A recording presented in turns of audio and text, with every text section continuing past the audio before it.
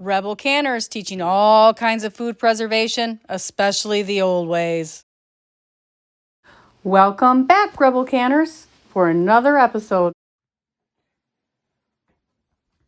So it's really important to have the right tool whenever you're doing the job.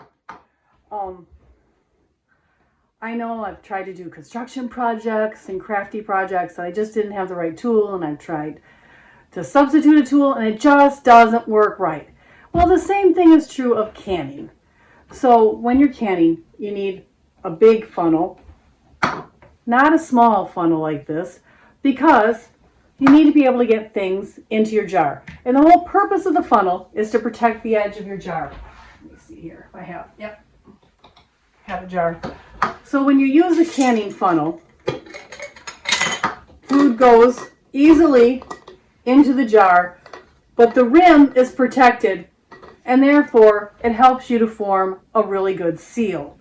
So if you're trying to can foods, you want to invest in a good canning funnel. I mean, this one is great if you're putting vinegar, distilling vinegars into little bottles. That's great. But it's just not the right tool for the job like this one is. So if you're going to do the job, get the right tool. If you like our content, please subscribe, and please check out this other video I chose for you. Thank you.